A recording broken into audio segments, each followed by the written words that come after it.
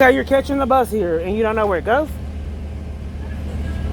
Yeah, this one. You said you don't know and you're at the bus stop? Her service is off. It looks like it goes to the airport. And when they cut the out of service on it, I know it's something that they're trying to keep me from. And you're catching the bus and don't know where it goes? Some kind of way these people know to harass, and I'm telling people that there's plants at bus stops, making sure I can't catch the bus and it's out of service on buses. I just don't understand why people catching the bus, random people, don't know what bus they're catching and where it's going.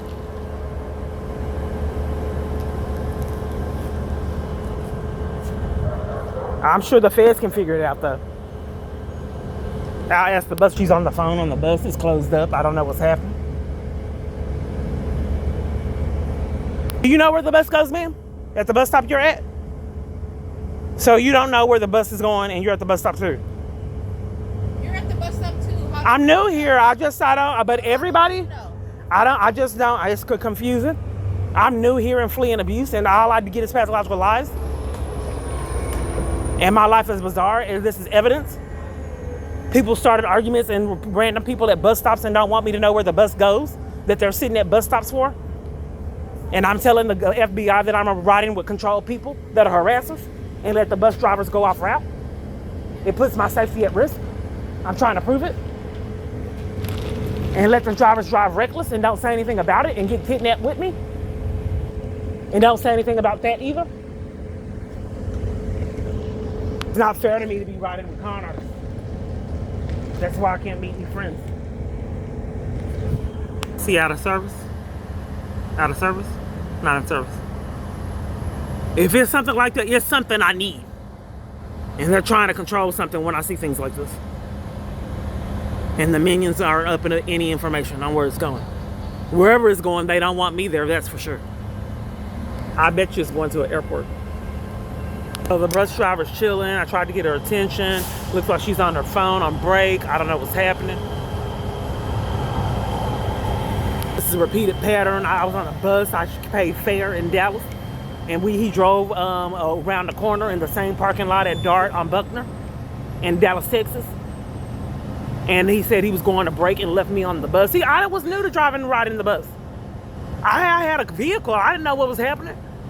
So he said that he was going to break and I was being selfish and he'd be back in an hour as soon as I paid him. And I had a place I needed to go and they knew I didn't know, but I knew it didn't feel right. You let me pay and then go to break for it. He went to break an hour. And I sat on the bus.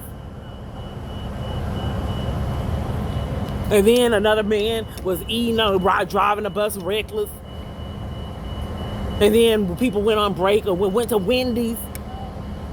They were sabotaging to keep me from transportation.